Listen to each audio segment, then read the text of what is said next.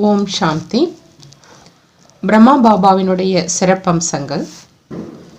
அதில் இன்று நாம் பார்க்க இருக்கிறது உலக சேவாதாரி மற்றும் பரோபகாரி. பிரம்மா பாபா தன்னுடைய அனைத்து சக்திகளையும் கூட அர்ப்பணித்தாங்க.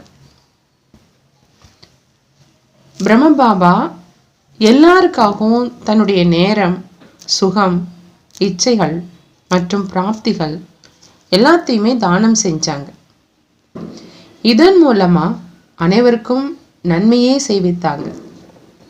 இதே வழியில நாமும் தந்தையே பின்பற்றணும். யார் தன்னுடைய விருப்பங்கள், தன்னுடைய பேரு, புகழ் எல்லாத்தையுமே தியாகம் செய்வாங்களோ அவங்களே மற்றவர்களின் மேல் இரக்கம் கொள்ள முடியும். யார் பிறர்கிட்ட இருந்து எடுப்பது அப்படிங்கிற இச்சைய தியாகம் செஞ்சு மகாதானியாகி அனைவரையும் முன்னேற்றாங்களோ அவங்க தான் உலக சேவைக்கு சாதனமாக முடியும். ஆகையினால உலக சேவாதாரி அப்படிங்கிற பட்டத்தை ஏற்பதற்கு முன்னாடி திருப்தியான யோகியாகி இச்சைகள் என்பதே அறியாதவராக ஆகணும். சேவையில் எப்பொழுதும் கணக்காக இருக்கக்கூடாது. உலக சேவை அப்படிங்கிற பொறுப்பு கிரீடம் உங்களை டபுள் லைட்டாக ஆக்குது. இந்த கிரீடம் சுமையாகாது. இது அனைத்து விதமான சுமைகளையும் முடிக்கக்கூடியது. நீங்க உங்களுடைய உடல், மனம், பொருள் மற்றும் வைபவங்கள், வார்த்தை மற்றும் செயல் மூலமா சேவையில மும்மரமாக ஈடுபடும்போது மாயாவை வெற்றி கொள்பவராகவும் உலகத்தையே வெற்றி கொள்பவராகவும் ஆக முடியும். இதனால எளிதாக மற்றும் இயல்பாக தேக உணர்வை மறக்க முடியும். சேவை செய்யும் பொழுது சேவை மற்றும் தந்தையை தவிர வேறு எந்த நினைவும் இருக்கக்கூடாது. நீங்கள் மகிழ்ச்சியினுடைய ஆனந்தத்துல நடனம் ஆடுவதனால சேவை அப்படிங்கிற பொறுப்பு கிரீடமானது உங்களை லேசாக ஆக்குது. ஆகையினால பாப்தாதா அனைத்து குழந்தைகளுக்கும் ஆன்மீக சேவாதாரி அப்படிங்கிற பட்டத்தை அளித்துள்ளாங்க. பாப்தாதா ஆன்மீக சேவாதாரியாக இங்கு வராங்க. தந்தையினுடைய சொரூபம் எதுவோ அதுதான் குழந்தைகளுடைய சொரூபமாகும். சர்வ சக்திவான் பாபாவுடைய முதல் சொரூபமே உலகத்தின் சேவாதாரி. ஆகையினால எது தந்தையினுடைய புகழோ அதுவே குழந்தைகளுடைய புகழாகணும். சேவை செய்வது அப்படின்னா சக்தி மிக்க பலனை அடைவது. ஒவ்வொரு அடியிலும் இரட்டை வருமானம் அடையக்கூடியவராக ஆகுங்க. ஆனா அதே நேரத்துல தடைகளற்ற சேவாதாரியாக ஆகுங்க. சேவையில தடைகள் கொண்ட சூழ்நிலையோ தொடர்போ அல்லது சேவையில சோம்பல் தன்மையோ இருந்தா சேவை முழுமையானதாக ஆகாது. எந்த விதமான தடைகளிலும் சிக்கிக்க கூடாது. தடைகளற்ற சேவை மிக முக்கியத்துவம் வாய்ந்தது. உங்களுடைய எண்ணங்கள்ல சிறிதளவு கூட தடை இருத்தல் கூடாது. இத்தகைய நிரந்தர சேவாதாரிகள் எவரது மோகத்திலும் சிக்கிக்க மாட்டாங்க. எந்த விதமான வீணான விஷயங்களிலும் சிக்கிக்காதீங்க. அப்போ சேவையானது வெற்றிகரமாக முடியும். உலக சேவாதாரியாக தந்தையை போன்றே அனைவருக்கும் நன்மை செய்விக்கக்கூடியவராக ஆகுங்க. மற்ற ஆத்மாக்களிடம் இருந்து எதையும் பெறணும் அப்படிங்கிற இச்சை இருக்கக்கூடாது. இவர் இதை செய்தால் நான் இதை செய்வேன், அவர் மாறினால் நான் மாறுவேன், அவர் சிறிது மாறட்டும் நானும் சிறிது மாறுகிறேன் அப்படிங்கிற எண்ணம் கூட எழக்கூடாது. மற்ற ஆத்மாக்களுக்கு நன்மை செய்விக்க கூடியவர்களுக்கு இத்தகைய உணர்வே இருத்தல் கூடாது.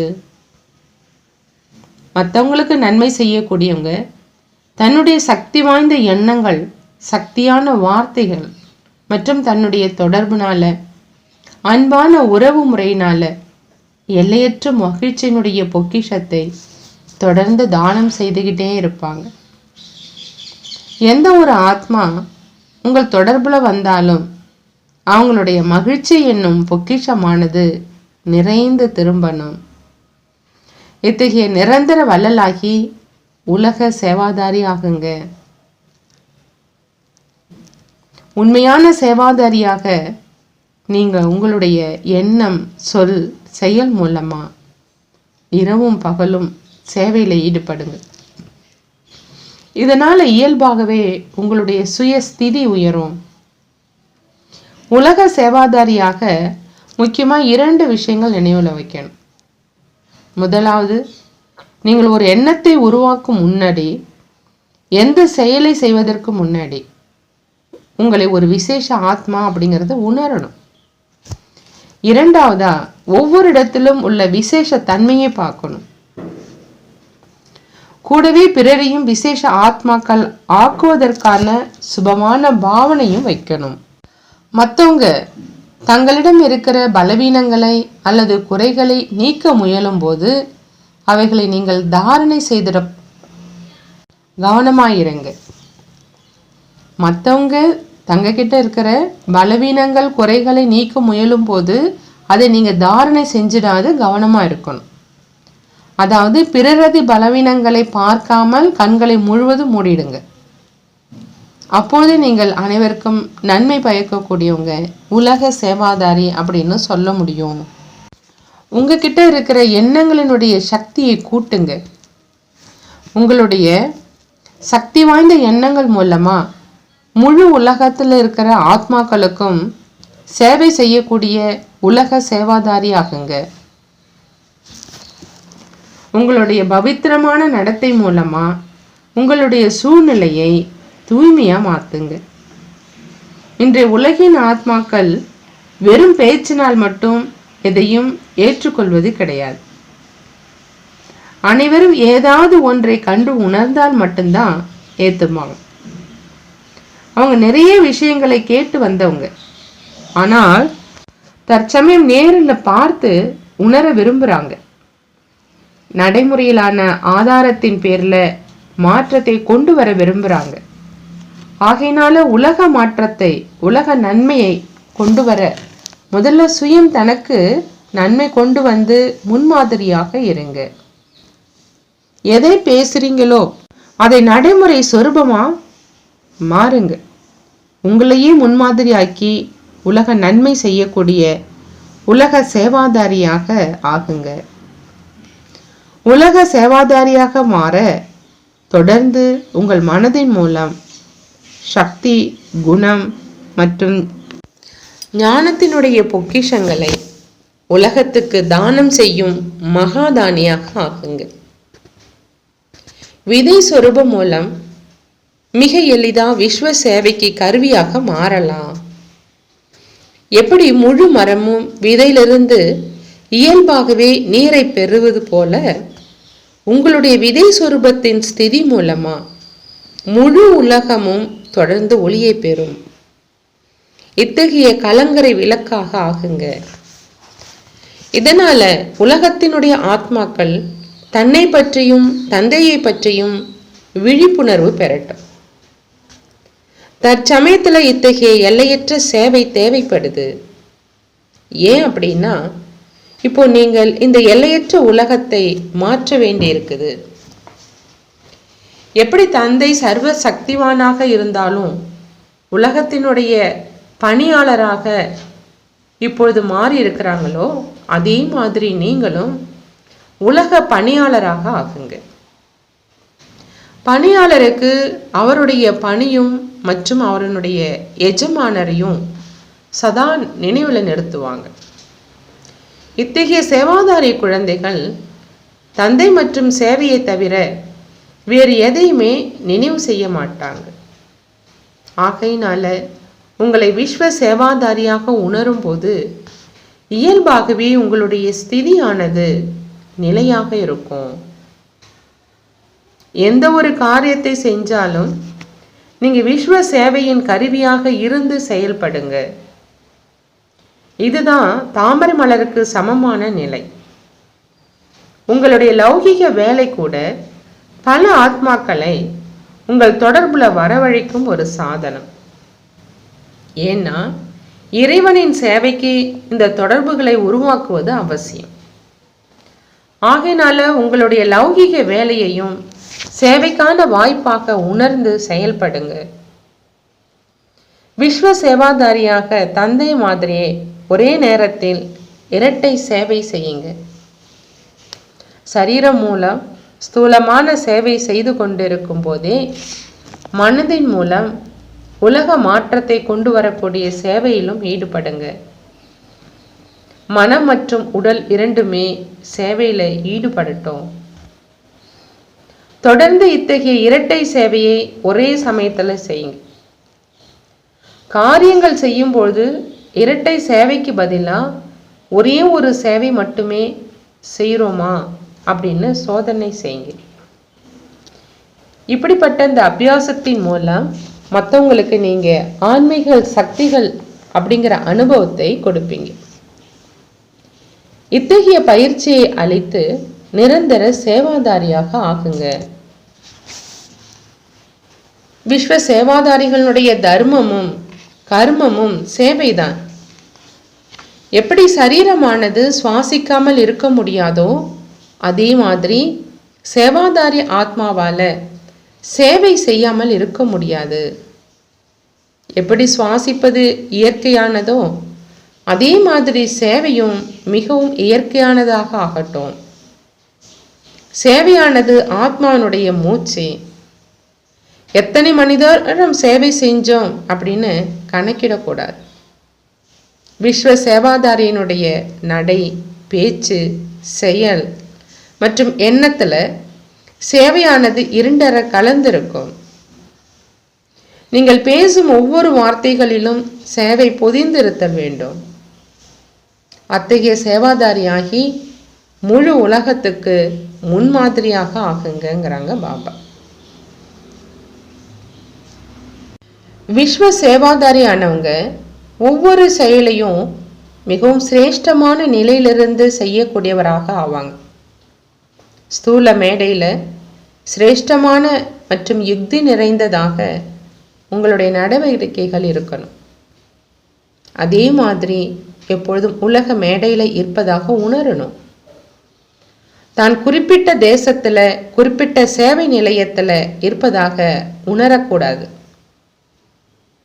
நான் உலக மேடையில இருக்கிறேன் அப்படிங்கிற இந்த உணர்வின் மூலமா உங்களுடைய ஒவ்வொரு செயலும் இயல்பாகவே சிரேஷ்டமானதாக ஆயிடும். எண்ணற்ற ஆத்மாக்கள் உங்களை பின்பற்றி வர்றாங்க. ஆகையினால நீங்க தொடர்ந்து தந்தையை பின்பற்றினால் உங்களை பின்பற்றுபவர்களும் தந்தையை பின்பற்றுவாங்க. உங்களுடைய ஒவ்வொரு அடியும் தந்தையை பின்பற்றி இருக்கிறதுனால மறைமுகமாக அவங்க தந்தையினை பின்பற்றுவர்களாக ஆகிறாங்க. இந்த பிராமண வாழ்க்கையில பவித்திரத்தினுடைய கிரீடம் மற்றும் விஸ்வ சேவையினுடைய கிரீடத்தை அணிந்தாதான் விஸ்வ மகாராஜா கிரீடத்தை எதிர்காலத்துல அணிய முடியும். உடல், மனம் மற்றும் செல்வம் மூலம் உலக சேவாதாரியாகி மக்களுக்கு சேவை செய்யறதுல ஈடுபட்டு இருக்கிறதுனால அவங்க எப்பொழுதும் ஊக்கம் உற்சாகத்தோடு இருப்பாங்க. இன்றைய உற்சாகம்தான் எதிர்காலத்தின் விழா கோலமாக மாறுது. ஆதியிலிருந்து இன்று வரை, மேலும் இன்றிலிருந்து இறுதி வரை எந்த அளவு உங்கள் சரீரத்தை சேவைக்காக அர்ப்பணிச்சிருக்கீங்க, எந்த அளவு உங்கள் மனதை சேவையில உபயோகிக்கிறீங்க மற்றும் நினைவுல இருக்கீங்க, உங்களுடைய செல்வத்தை எந்த அளவு சுயநலமற்று ஈடுபடுத்துறீங்க அல்லது அதுல சுயநல நோக்கங்கள் இருக்குதா? யார் அனைத்தையும் எல்லைக்கு உட்பட்டதற்கு பதிலா எல்லையற்ற காரியத்துக்கு உபயோகிக்கிறாங்களோ அவங்களே விஸ்வ சேவாதாரியாக ஆக முடியும். அதன் மூலமா விஸ்வ ராஜ்யத்துக்கு அதிகாரியாக ஆக முடியும். விஸ்வ சேவாதாரியாக நேரம், செல்வம், சாதனங்கள் ஆகியவற்றை உங்களுக்காக உபயோகிப்பதை சந்நியாசம் செய்யுங்க. சேவைக்காக கொடுக்கப்பட்ட செல்வத்தை தனக்காக உபயோகப்படுத்தினால் அதிலிருந்து வெற்றி பெற முடியாது. சேவையினுடைய ஆதி காலத்துல தான் உண்ணும் உணவையும் குறைச்சிக்கிட்டு அதையும் சேவையில ஈடுபடுத்தியதுனால அதனுடைய பிரத்யட்ச பலனையும் அடைந்தாங்க. இடைப்பட்ட காலத்துல பாபா மற்றும் டிராமா மூலம் வசதிகளை உங்களுக்காகவே உபயோகப்படுத்தி கொள்ளும் அனுபவத்தை அடைஞ்சிங்க. ஆனா தற்போதைய கடைசி கட்டத்துல இயற்கை கூட உங்கள் சேவாதாரியாக ஆகும். இந்த நேரத்துல அனைத்து சாதனங்கள் இருந்தாலும் இவைகளை உங்களுக்காக உபயோகித்தல் கூடாது. எல்லையற்ற வைராகிய சொரூபமாகி சேவையினுடைய பிரத்யட்ச பலன் வெளிப்படட்டும். நீங்கள் எதுக்காக நிமித்தமாக எந்த இடத்துல தங்கி இருந்தாலும் உலக சேவையே உங்க உணர்வுல இருக்கணும். ஏன்னா உங்கள் நோக்கத்துக்கு ஏத்த மாதிரி நீங்கள் தானாகவே அதற்கான தகுதிகளை உங்களுக்குள்ள வளர்த்துப்பீங்க.